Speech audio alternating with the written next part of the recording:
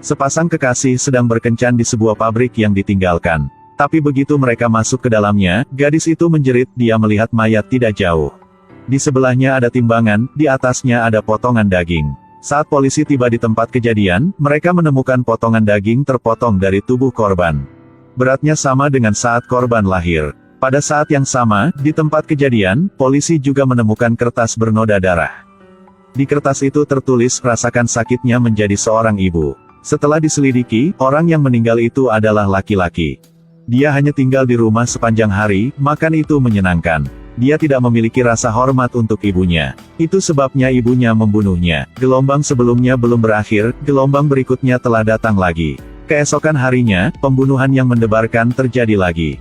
Korban diikat dengan rantai dan memiliki bekas gigitan aneh di tubuhnya. Di sebelahnya ada kandang untuk anjing liar. Di dalam mulutnya juga ditemukan kertas yang bertuliskan untuk menderita siksaan, menjadi makanan anjing. Melalui penyelidikan, korbannya adalah mahasiswa semester akhir. Dia mencintai anjing. Karena pacarnya alergi bulu anjing, dia membuang anjing yang telah dia pelihara selama bertahun-tahun. Mengapa ada pembunuhan hanya karena ini? Lantas, melalui metode apa pembunuh mengidentifikasi target? Polisi mulai mengerahkan pekerjaan, mencari hubungan antara para korban. Pada akhirnya, Tuhan tidak mengecewakan orang, petunjuknya terungkap. 3 tahun lalu, kedua korban ini sama-sama menjadi juri dalam kasus pembunuhan. Korban adalah seorang gadis kecil, setelah dibunuh oleh pembunuh dan menggunakan getah pohon untuk menyirami tubuh korban. Sebagai spesimen pameran, saat itu, si pembunuh dijatuhi hukuman mati. Namun sebelum dieksekusi, si pembunuh gantung diri. Polisi menduga pelaku kedua kasus ini melakukan aksi balas dendam. Ketika Hisa mengetahui hal ini, dia bingung. Ternyata, istrinya juga termasuk di antara juri tahun itu.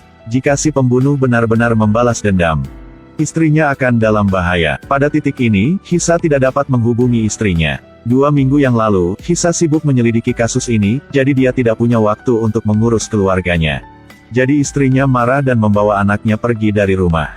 Sampai sekarang, mereka belum pulang. Dia tidak punya pilihan selain segera pergi mencari juri yang tersisa untuk melindungi mereka tepat waktu.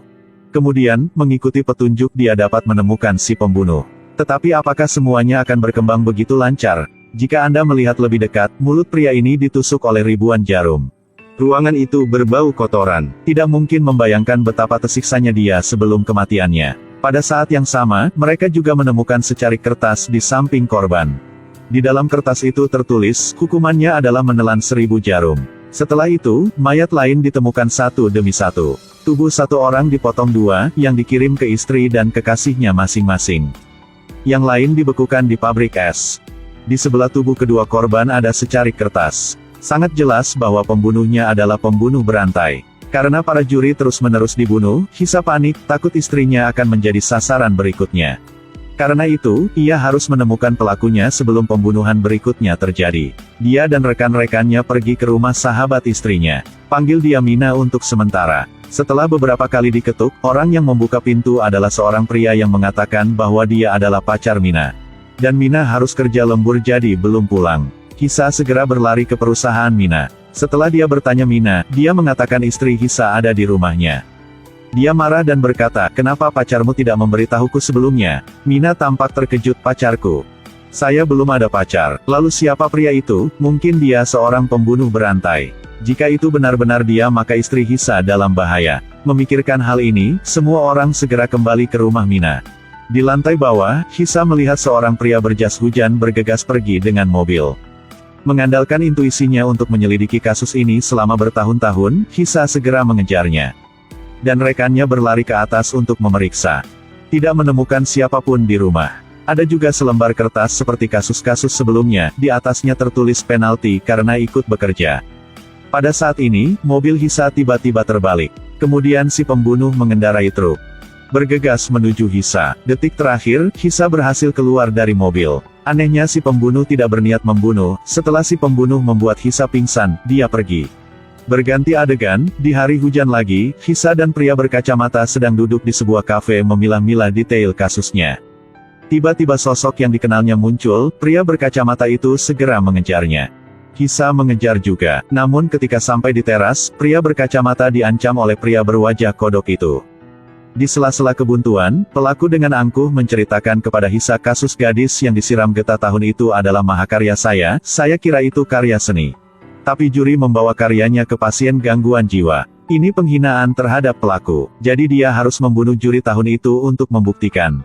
Dia adalah seniman yang unik.